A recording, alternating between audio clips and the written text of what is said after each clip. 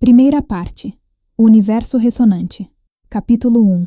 Luz na escuridão. O que aconteceu? A Ed Mitchell talvez tenha sido causado pela ausência de gravidade, ou talvez pelo fato de que todos os seus sentidos estavam desorientados.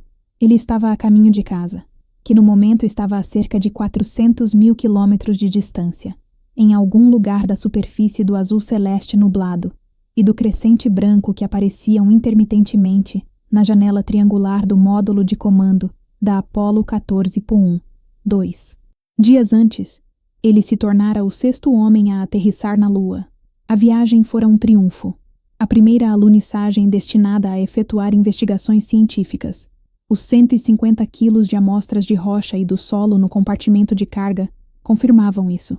Embora ele e seu comandante, Alan Shepard, não tivessem chegado ao cume da antiquíssima cratera do Cone com 230 metros de altitude, os itens restantes que constavam da meticulosa programação presa ao pulso de ambos, que detalhava praticamente cada minuto da jornada de 2 dias, tinham sido metodicamente assinalados como concluídos.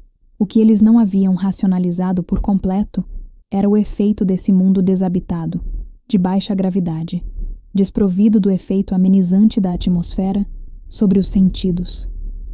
Sem a sinalização de árvores ou fios de telefone, na verdade sem qualquer outra coisa além do Antares, no módulo lunar dourado semelhante a um inseto, em meio a toda aquela extensão de paisagem cinzenta, todas as percepções de espaço, escala, distância ou profundidade ficavam terrivelmente distorcidas. Ed ficara chocado ao descobrir que todos os pontos de navegação que haviam sido cuidadosamente assinalados nas fotografias de alta resolução ficavam pelo menos 2 vezes mais distantes do que o esperado.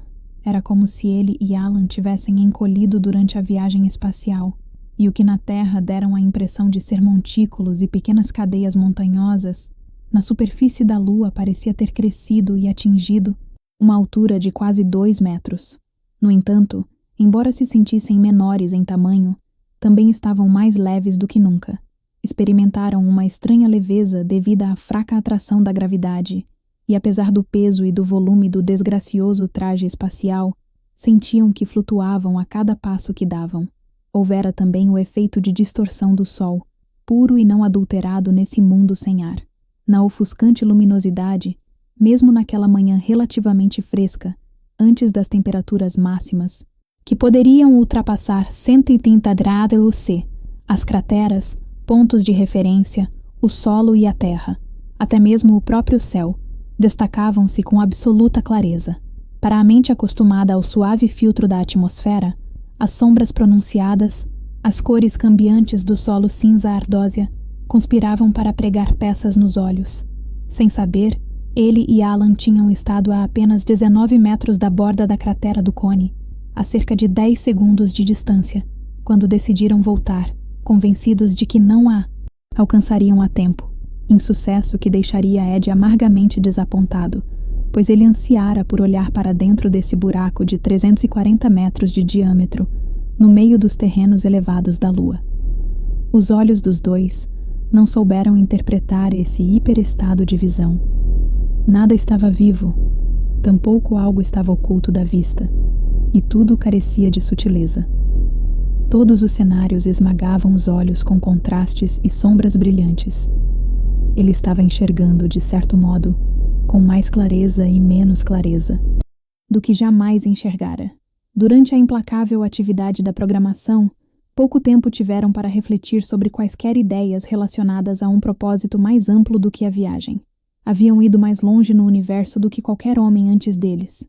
No entanto, oprimidos por saberem que estavam custando $200 mil por minuto aos contribuintes americanos, sentiam-se obrigados a manter os olhos no relógio, assinalando os detalhes concluídos da lista planejada por Houston na compacta programação. Apenas depois que o módulo lunar se conectou de novo ao módulo de comando e iniciou a jornada de 2 dias de volta à Terra, é que Ed pôde tirar o traje especial, agora sujo de solo lunar, sentar-se vestindo suas ceroulas e tentar ordenar de alguma maneira a sua frustração e o seu emaranhado de pensamentos. O módulo de comando Kitty Hawk girava lentamente, como um frango no espeto, a fim de equilibrar o efeito térmico em cada um dos lados da espaçonave, e na sua lenta revolução, a Terra era intermitentemente emoldurada pela janela como um fino crescente em uma noite de estrelas que circundavam tudo. A partir dessa perspectiva, enquanto a Terra trocava de lugar com o restante do sistema solar, entrando e saindo de vista, o céu que estava sobre os astronautas não era como em geral o vemos, e sim como uma entidade abrangente que embalava a Terra por todos os lados.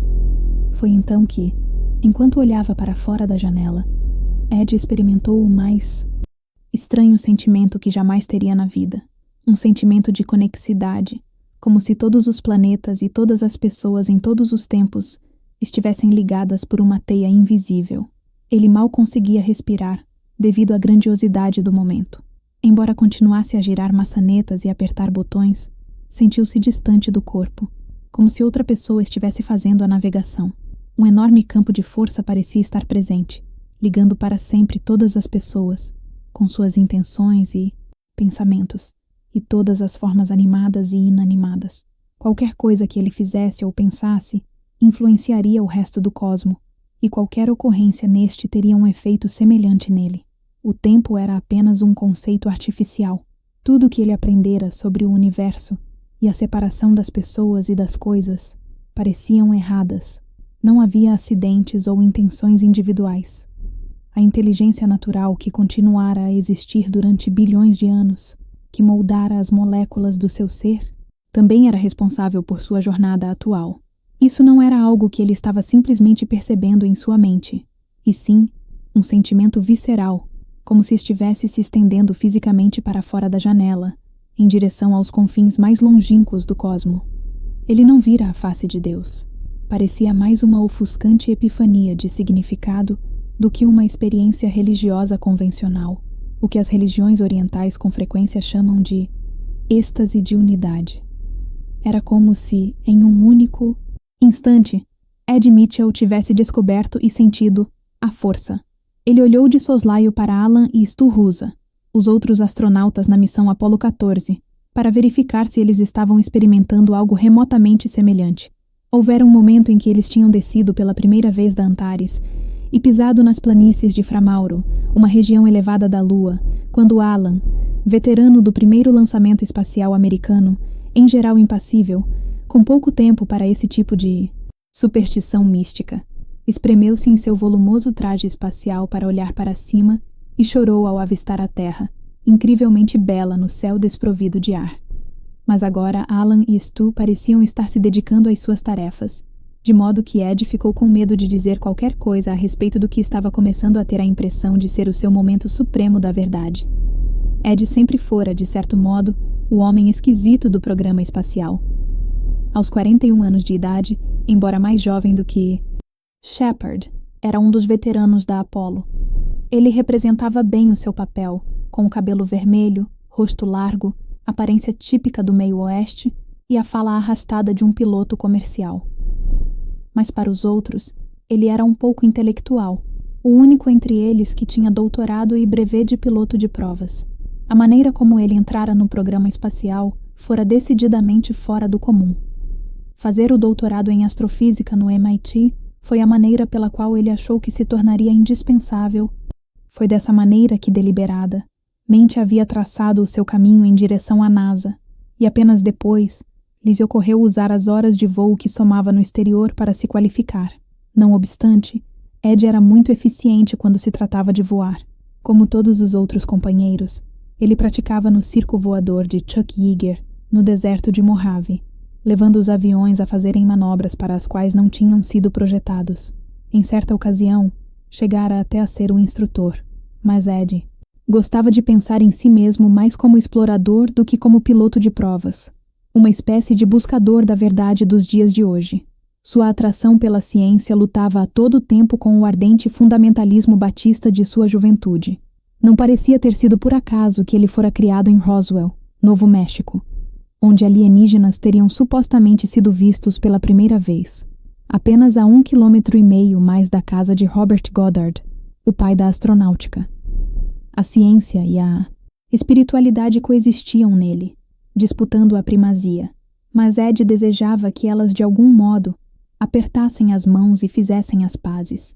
Havia outra coisa que ele se abstivera de contar aos seus companheiros na Apollo. Mais tarde naquela mesma noite, enquanto Alan e Stu dormiam em suas redes, Ed silenciosamente retomou o que fora uma experiência contínua durante toda a jornada para a Lua e depois em direção à Terra. Nos últimos tempos, ele andara se envolvendo em experiências com a consciência e a percepção extrasensorial, PES, dedicando algum tempo ao estudo do trabalho do Dr. Joseph B. Rhine, um biólogo que conduzia muitas experiências sobre a natureza extrasensorial da consciência humana. 2 dos seus mais recentes amigos eram médicos que tinham realizado experiências dignas de crédito acerca da natureza da consciência. Juntos, haviam compreendido que a viagem de Ed à Lua estava lhes oferecendo a oportunidade única de verificar se a telepatia humana poderia ocorrer em distâncias maiores do que as do laboratório do Dr. Rhine. Eles estavam diante de uma oportunidade raríssima de constatar se esse tipo de comunicação poderia se estender para além de quaisquer distâncias possíveis na Terra. 45 minutos depois do início do período de sono, como fizera nos 2 dias de viagem para a Lua, Ed pegou uma pequena lanterna portátil e, no papel de sua prancheta, copiou alguns números de maneira aleatória, cada um dos quais correspondia aos famosos símbolos Zener do Dr. Rhine: quadrado, círculo, cruz, estrela e par de linhas onduladas. Então, Ed se concentrou intensamente neles, de forma metódica, de um em um, tentando transmitir as suas escolhas aos colegas na Terra. Mesmo estando extremamente estimulado pela experiência, ele aguardou para si mesmo. Tentara certa vez ter uma conversa com Alan sobre a natureza da consciência, mas não era muito próximo de seu chefe, e aquele não era o tipo de assunto que animava os outros tanto quanto ele. Alguns dos astronautas tinham pensado em Deus enquanto estavam no espaço, e todo mundo no programa espacial sabia que eles estavam procurando alguma coisa nova a respeito da maneira como o universo funcionava. Mas se Alan e Stu soubessem que Ed estava tentando transmitir pensamentos para pessoas na Terra, teriam achado que ele era ainda mais excêntrico do que já imaginavam. Ed encerrou a experiência da noite e faria outra na noite seguinte, mas, depois do que lhe acontecera mais cedo, dificilmente parecia necessário repeti-las. Ele tinha agora a sua própria convicção interior de que tudo era verdade. As mentes humanas estavam interconectadas, assim como estavam ligadas a tudo o mais neste mundo e em todos os outros mundos. A sua parte intuitiva aceitava esse fato, mas para o cientista que havia dentro dele, isso não era o bastante. Nos 25 anos seguintes, ele se voltaria para a ciência esperando que ela lhe explicasse exatamente o que lhe havia acontecido naquela viagem. Edgar Mitchell voltou para casa em segurança. Nenhuma outra exploração física na Terra poderia se comparar com uma viagem à Lua. Ele deixou a NASA 2 anos depois, quando os 3 últimos voos lunares foram cancelados por falta de recursos financeiros. E foi então que a sua verdadeira jornada teve início. A exploração do espaço interior se revelaria infinitamente mais longa e difícil do que aterrissar na Lua ou vasculhar a cratera do Cone. Sua pequena experiência com a PES foi bem-sucedida, indicando que alguma forma de comunicação que desafiava todas as lógicas tinha ocorrido. Ed não conseguira fazer todas as experiências que havia planejado, e foi preciso algum tempo para correlacionar as 4 que ele fizera com as 6 sessões de adivinhação que tinham sido realizadas na Terra. Mas quando os 4 conjuntos de dados que Ed reunira durante a viagem de 9 dias foram afinal comparados com os de seus colegas na Terra, a correspondência entre eles se revelou significativa, com uma chance em 3.000 de que tivesse acontecido por acaso. Esses resultados estavam de acordo com milhares de experiências semelhantes conduzidas na Terra por Rhine e seus colegas ao longo dos anos. A fantástica experiência de Edgar Mitchell no espaço deixara minúsculas rachaduras em um grande número de seus sistemas de crença. No entanto, o que mais incomodava Ed a respeito de sua experiência no espaço eram as explicações científicas da biologia, em particular acerca da consciência, que agora lhe parecia impossivelmente redutiva. Apesar do que aprendera na física quântica a respeito da natureza do universo nos anos que passou no MIT, ele tinha a impressão de que a biologia permanecia atolada em uma visão de mundo com 400 anos de idade. O modelo biológico ainda parecia se basear em uma visão newtoniana clássica da matéria e da energia, de corpos sólidos e separados que se movimentam de maneira previsível no espaço vazio, e em uma concepção cartesiana do corpo como sendo separado da alma, ou da mente. Nada nesse modelo poderia refletir com precisão a verdadeira complexidade de um ser humano, de sua relação com o seu mundo, ou, mais particularmente, com a sua consciência. Os seres humanos e as suas partes ainda eram tratados, para todos os efeitos, como máquinas. A maioria das explicações biológicas dos grandes mistérios das coisas vivas tentam compreender o todo, desmembrando-o em partes cada vez mais microscópicas. O corpo supostamente assume a sua forma devido às informações genéticas, à síntese da proteína e da mutação cega. De acordo com os neurocientistas da época, a consciência residia no córtex cerebral, o resultado de uma simples mistura de substâncias químicas com as células cerebrais. As substâncias químicas eram responsáveis pela televisão ligada em nosso cérebro, e também por aquilo a que assistimos nela. Conhecemos o mundo por causa das complexidades do nosso mecanismo. A biologia moderna não acredita em um mundo que seja essencialmente indivisível. Em seu trabalho de física quântica no MIT, Ed Mitchell aprendera que no nível subatômico, a visão newtoniana, ou clássica, que diz que tudo funciona de maneira previsível, confiável e, portanto, mensurável, havia muito tinha sido descartada em favor das teorias quânticas, que sustentam que o universo e a forma como ele funciona não são tão comportados quanto os cientistas costumavam imaginar. A matéria, em seu nível mais fundamental, não poderia ser dividida em unidades que existem de modo independente, nem mesmo ser plenamente descrita. As partículas subatômicas não eram pequenos objetos sólidos como bolas de bilhar, mas pacotes de energia que não poderiam ser quantificados ou compreendidos em si mesmos com exatidão. Ao contrário, eles eram esquizofrênicos, às vezes se comportando como partículas, uma coisa determinada e confinada a um pequeno espaço, e às vezes como onda, algo vibrante e mais difuso espalhado sobre uma grande região de espaço e do tempo, e em outras ocasiões, se comportava simultaneamente como onda e partícula. As partículas quânticas também eram onipresentes. Por exemplo, ao passar de um estado de energia para outro, os elétrons pareciam estar experimentando ao mesmo tempo todas as novas órbitas possíveis, como alguém que deseja comprar uma casa e esteja tentando morar em todas as casas do quarteirão no mesmo instante para escolher em qual irá por fim se instalar. E nada era certo. Não havia localizações definidas, apenas a possibilidade de que um elétron, digamos, poderia estar em determinado lugar, nenhuma ocorrência garantida, mas apenas a probabilidade de que aquilo pudesse acontecer. Nesse nível de realidade, não se tinha certeza de nada. Os cientistas precisavam ficar satisfeitos com o fato de poder apostar nas possibilidades. O melhor que jamais poderia ser calculado era a probabilidade de que, quando você fizesse uma medida, obteria determinado resultado em certa percentagem do tempo. Os relacionamentos de causa e efeito não mais eram válidos no nível subatômico. Átomos que pareciam estáveis poderiam, de repente, sem nenhuma causa aparente, experimentar um distúrbio interior. Os elétrons, sem qualquer motivo, decidem passar de um estado de energia para outro. Depois de observar cada vez mais atentamente a matéria, ela já não era mais matéria.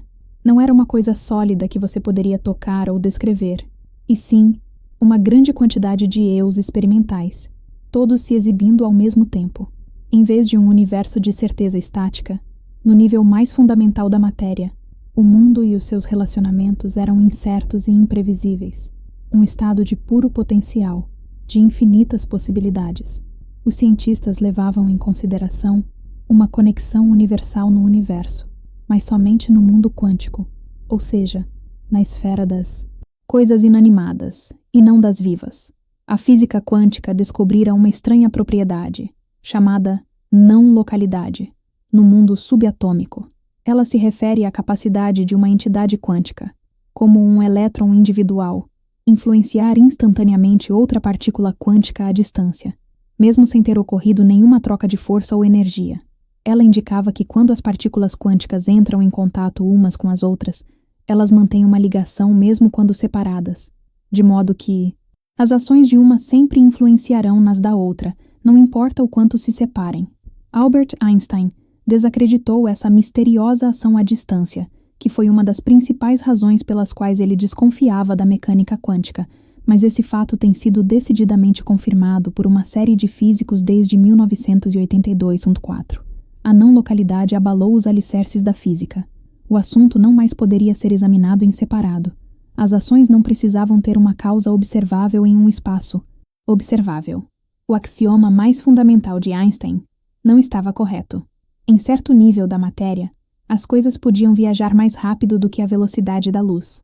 As partículas subatômicas não encerravam nenhum significado enquanto entidades isoladas, podendo apenas ser compreendidas por intermédio de seus relacionamentos. O mundo, em sua essência básica, existia como uma rede complexa de relacionamentos interdependentes, para sempre indivisíveis. Talvez o componente mais essencial desse universo interligado fosse a consciência viva que o observava. Na física clássica, o experimentador era considerado uma entidade separada, um observador silencioso atrás do vidro, tentando entender um universo que seguia adiante, quer ele o estivesse observando, quer não. A física quântica, contudo, descobriu que o estado de todas as possibilidades de qualquer partícula quântica colapsava em uma entidade determinada, assim que era observada ou quando era feita uma medição.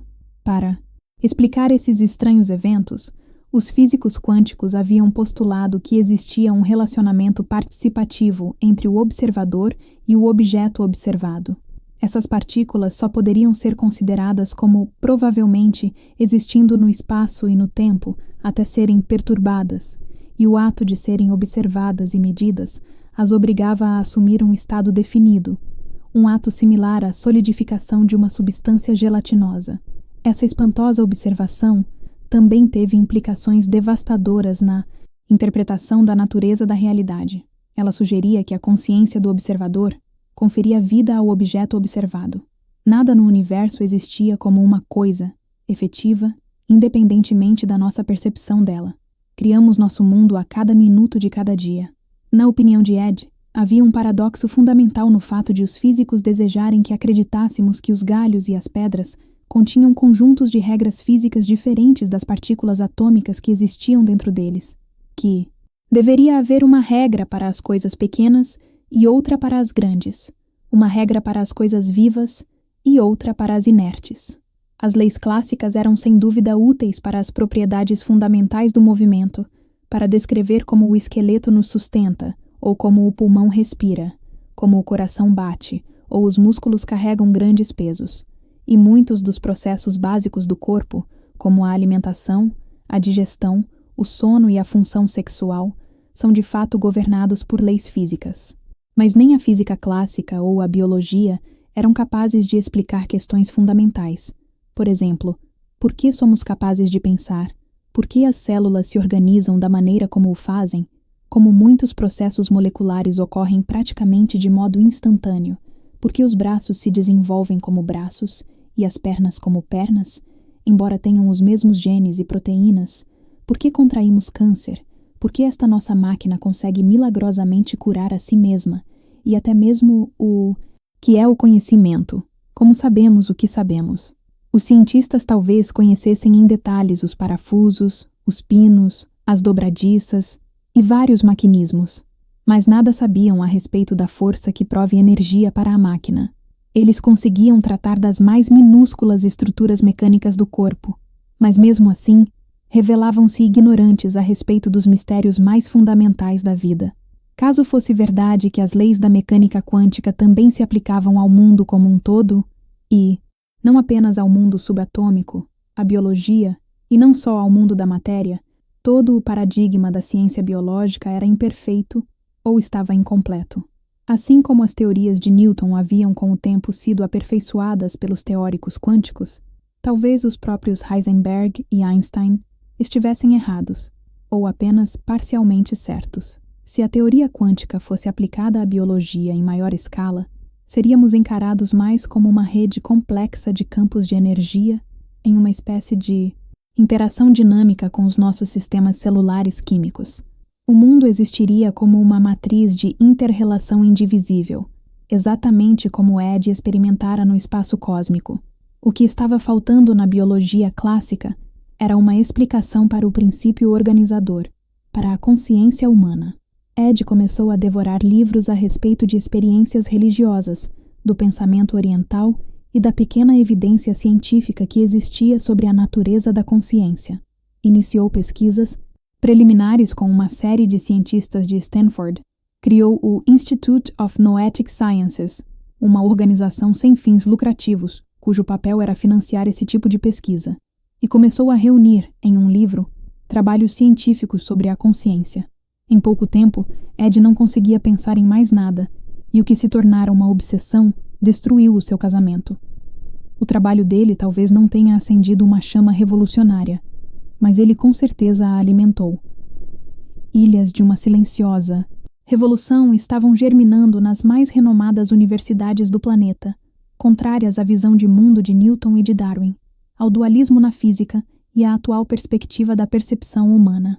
Ao longo de sua pesquisa, Ed começou a entrar em contato com cientistas com esplêndidas credenciais em muitas das grandes e respeitáveis universidades, como Yale, Stanford, Berkeley e Princeton, que estavam fazendo descobertas que simplesmente não se encaixavam na concepção convencional. Ao contrário de Edgar, esses cientistas não haviam passado por uma epifania para chegar a uma nova visão do universo. O que aconteceu foi que, no decurso de seus trabalhos, eles se depararam com resultados científicos que eram pinos quadrados, que tentavam se encaixar no buraco redondo da teoria científica consagrada, e por mais que tentassem introduzir os pinos no lugar, e em muitos casos, os cientistas de fato queriam que eles se encaixassem, estes resistiam obstinadamente. Quase todos os cientistas haviam chegado por acidente às suas conclusões e, como se tivessem ido parar na estação de trem errada, quando se viam lá, concluíam que a única possibilidade deles era saltar do trem e explorar o novo território. O verdadeiro explorador dá seguimento à exploração mesmo quando ela o conduz a um lugar que não estava nos planos. A mais importante qualidade comum a todos esses pesquisadores era a simples disposição de interromper temporariamente a descrença e se abrir à verdadeira descoberta, mesmo que isso significasse desafiar a ordem existente das coisas, indispondo-se com colegas ou se tornando vulneráveis à censura e à ruína profissional. Ser um revolucionário na ciência hoje em dia significa flertar com o suicídio profissional. Por mais que a área afirme encorajar a liberdade de experimentação, a estrutura da ciência como um todo, com seu sistema de subvenção altamente competitivo, aliada ao sistema de publicações e de revisão realizada por especialistas da área, chamada de revisão por pares, depende amplamente de que as pessoas se sujeitem à consagrada visão científica do mundo. O sistema tende a encorajar os profissionais a realizarem experiências cujo propósito seja confirmar a visão existente das coisas ou a desenvolver de maneira mais detalhada a tecnologia para a indústria, em vez de estimular a verdadeira inovação. Todos aqueles que trabalharam nessas experiências tinham a sensação de que estavam beirando algo que iria transformar tudo o que conhecíamos a respeito da realidade e dos seres humanos. Mas na época eles eram apenas cientistas pioneiros que trilhavam seus caminhos sem uma bússola. Vários cientistas que trabalhavam de forma independente tinham resolvido uma parte isolada do quebra-cabeça e estavam com medo de comparar suas anotações. Não havia uma linguagem comum, porque o que estavam descobrindo parecia desafiar a linguagem. Mesmo assim, quando Mitchell entrou em contato com eles, o trabalho isolado de cada um começou a se aglutinar em uma teoria alternativa da evolução, da consciência humana e da dinâmica de todas as coisas vivas. Ela oferecia a melhor perspectiva de uma visão unificada do mundo, baseada na experimentação efetiva e em equações matemáticas, e não apenas na teoria. O principal papel de Ed foi fazer apresentações, financiar parte da pesquisa e, por meio de sua disposição para usar sua condição de celebridade como herói nacional, para tornar público esse trabalho, convencer os cientistas de que não estavam sozinhos. O trabalho dele convergia para um único ponto. O eu tinha um campo de influência no mundo e vice-versa. Todos esses cientistas também estavam de acordo em outra questão. As experiências que estavam sendo realizadas fincaram uma estaca no coração da teoria científica existente.